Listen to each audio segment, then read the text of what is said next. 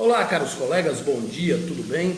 Eu sou o professor Davi Barbosa, estou diretamente do auditório da EBDA, aqui em Caetité, onde dentro de alguns minutos iniciará o curso de perito judicial. E achei pertinente tomar esse debate em função das inúmeras reclamações e denúncias indiretas que tenho recebido com relação à temática.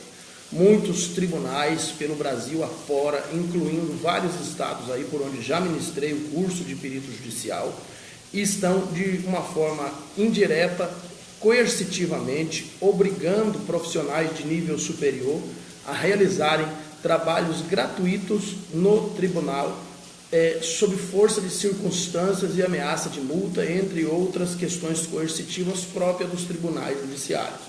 Então, esta denúncia aqui na página Serviço Social Brasil tem o objeto de intervenção, ou seja, tem o objetivo empoderar os assistentes sociais com relação a essa prática. O órgão deliberativo competente para discutir essas questões nos municípios onde eles estão lotados é o Conselho Municipal de Assistência Social, é o primeiro órgão. O segundo, obviamente, é o CRES e o terceiro, o CEFES.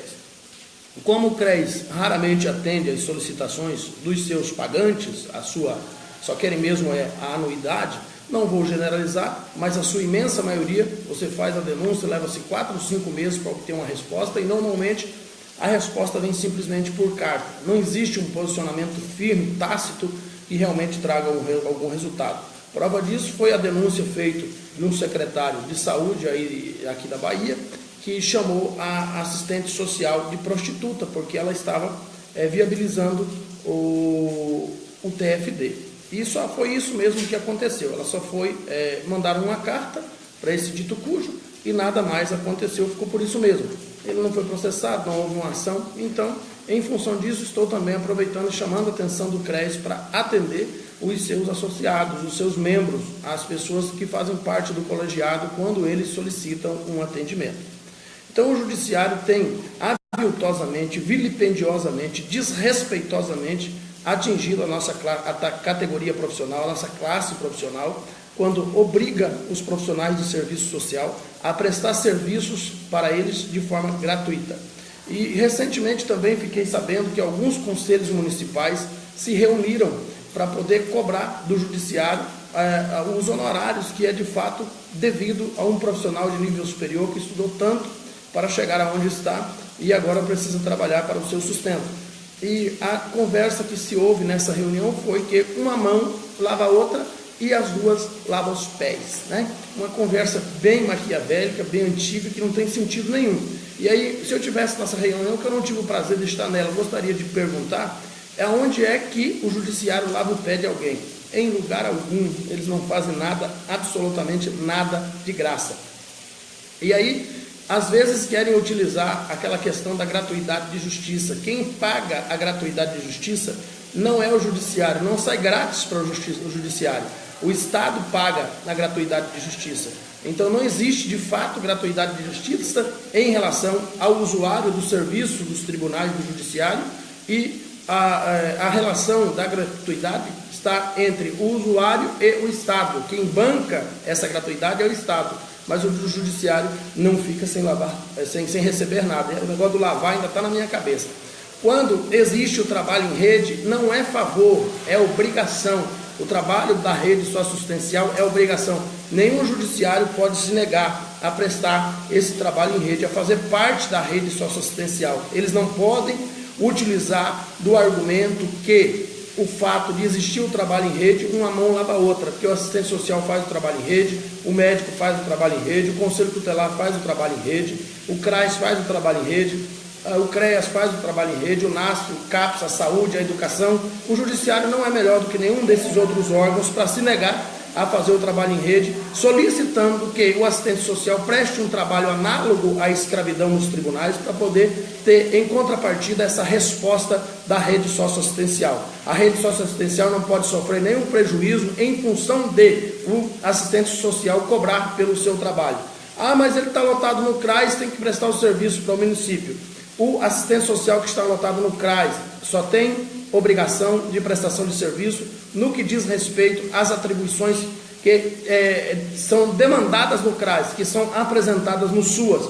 Inclusive o SUAS e a Lei Orgânica de Assistência Social trata bem deste assunto, que o assistente social no CRAS não deve jamais ir além dos limites da sua atuação enquanto trabalhador do CRAS, enquanto equipe profissional, equipe técnica do CRAS, deve se restringir ao seu trabalho no CRAS. Então, não existe a configuração da ideia de que, em função de trabalhar no CRAS, receber salário do município, o assistente social também tem que prestar serviço ao judiciário. São âmbitos diferentes, trâmites diferentes, instituições diferentes que demandam de uma perspectiva diferente. Eu vou apresentar a argumentação, inclusive baseado em lei. Se é que esses juízes e promotores desconhecem a lei, então eles devem voltar para a faculdade, refazer o seu curso de direito para poder aprender, já que um assistente social tem que lhes mostrar o princípio legal que se aplica estes termos para evitar o trabalho análogo à escravidão nos tribunais.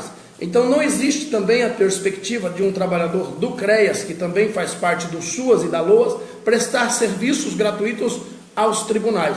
Como trabalhador do CREAS, ele não deve obrigação nenhuma aos tribunais, a não ser o trabalho em rede, que toda a rede socioassistencial deve. Como trabalhador do CAPS, do NASF, seja qual instituição for, ele está lotado na instituição e os limites da sua atribuição vai até onde o parâmetro estabelece. Trabalho do CREAS, trabalho do CRAS, trabalho do NASF, trabalho do CAPS. Passou disso, é exploração de trabalho, é trabalho análogo à escravidão. Então, gostaria de chamar a atenção desses tribunais para a seguinte questão. Todo tribunal, de acordo com o Código de Processo Civil, tem que ter um banco de dados onde todos os profissionais de nível superior de suas instâncias estejam inscritos, para serem nomeados quando necessário, para serem peritos. A cobertura legal do perito dá direito ao perito fotografar, filmar, gravar. E se você está no CRAS sem uma cobertura legal, sem um documento que referende você como perito fizer isso, você está correndo o risco de ser processado tanto pela pessoa que você está realizando o estudo social, porque você não está coberto pelo CRAS, não está coberto pelo CREAS, não está coberto pelo SUAS, não está coberto pela LOAS, por ninguém. Você está ao léu, não está coberto pela lei da peritagem, ou seja, não está coberto pelo Código de Processo Civil. Qualquer problema, qualquer aborrecimento que acontecer entre o usuário e o trabalho que você prestou, ou mesmo que não seja aborrecimento, se ele decidir te processar, ele pode fazer isso porque você está fazendo um trabalho de especulação sem nenhuma cobertura legal. Você que é assistente social deve se negar a fazer isso em função disso, em virtude disso, que você está prestando um serviço ilegal, um trabalho por fora da lei, sem nenhuma cobertura legal para realizá-lo. Você está atuando como perito, sem ter sido nomeado perito, sem ter a cobertura contratual para ser perito, não tem nada que te proteja. Você está exposto à luz da criminalidade penal, no sentido do exercício ilegal da profissão, numa função para a qual você não tem cobertura nenhuma. Então, cada tribunal tem que ter o seu banco de dados com o cadastro dos peritos que ele vier a necessitar durante as demandas, as lides que surgirem nesse referido tribunal, seja elas quais forem. Surgiu uma demanda que necessita de um profissional da área social para emitir uma perícia, para elaborar uma perícia, elaborar um laudo social, um relatório circunstanciado, um relatório preliminar, um parecer social, ele tem que estar coberto pela legalidade de ser perito. A primeira legalidade acontece se ele está cadastrado no banco de dados. A segunda é a nomeação em função de perito. E essa nomeação não deve ser gratuita. O perito tem o direito de receber pelo trabalho prestado.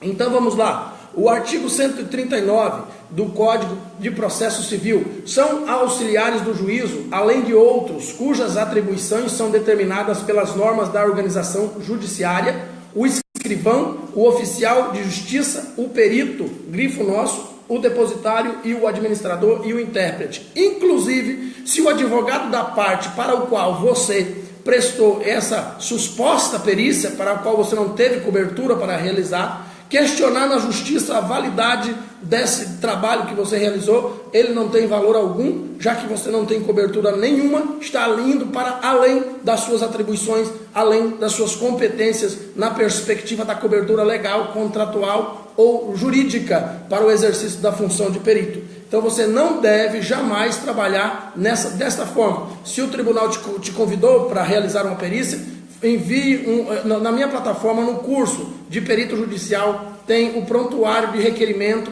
para cadastro no banco de dados daquele tribunal. Envie o requerimento para ser cadastrado como perito. Envie também o orçamento do honorário, uma tabela de honorários, um orçamento para quanto você vai cobrar para realizar aquele trabalho de perito, porque o judiciário tem que saber disso. Ainda continuando aqui, artigo 145 do Código de Processo Civil, quando a prova do fato depender de conhecimento técnico ou científico, o juiz será assistido por perito, segundo o disposto no artigo 421. Parágrafo 1º. Os peritos serão escolhidos entre os profissionais de nível universitário devidamente inscritos no órgão de classe competente. Primeiro, você tem que estar inscrito, por exemplo, no CRES, né? Respeitando o disposto no capítulo 4, seção 7 deste Código. Parágrafo 2º. Os peritos comprovarão sua capacidade na matéria sobre que deverão opinar, mediante certidão do órgão profissional em que estiverem inscritos. Artigo 146. O perito tem o dever de cumprir o ofício no prazo que lhe assina a lei, empregando toda a sua diligência. Pode, todavia, escusar-se do encargo, alegando motivo legítimo. Parágrafo único. A escusa será apresentada dentro de 5 dias, contando da intimação ou do impedimento superveniente, sob pena de se reputar renunciado o direito de alegá-la. Artigo 147, ainda do Código de Processo Civil, do CPC. O perito que, por dolo ou culpa, prestar informação inverídica, responderá pelos prejuízos que causar a parte, ficará inabilitado por 2 anos a funcionar em outras perícias e incorrerá na sanção que a lei estabelecer. Veja bem como é tudo bem amarrado, como é tudo bem legalmente constituído. Artigo 423, o perito que escusar-se, artigo 146, ou ser recusado por impedimento ou suspeição, artigo 138, ao aceitar a escusa ou julgar procedente a impugnação, o juiz nomeará novo perito, ou seja, para ser perito, há necessidade de ser nomeado pelo juízo. Artigo 424, o perito pode ser substituído quando carecer de conhecimento técnico-científico, sem motivo legítimo deixar de cumprir o encargo no prazo que lhe foi assinado. No caso previsto no inciso 2, o juiz comunicará a ocorrência à corporação profissional respectiva, podendo ainda impor multa ao perito fixado, tendo em vista o valor da causa e o possível prejuízo decorrente do atraso no processo. Neste contexto, algumas estratégias devem ser adotadas pelos profissionais. Então você precisa conhecer a lei e os artigos que legitimam as requisições de forma a aprendê-las para o posicionamento ético e técnico. O Código de Processo Civil que legitima a requisição tem argumentos para a recusa da realização da perícia também.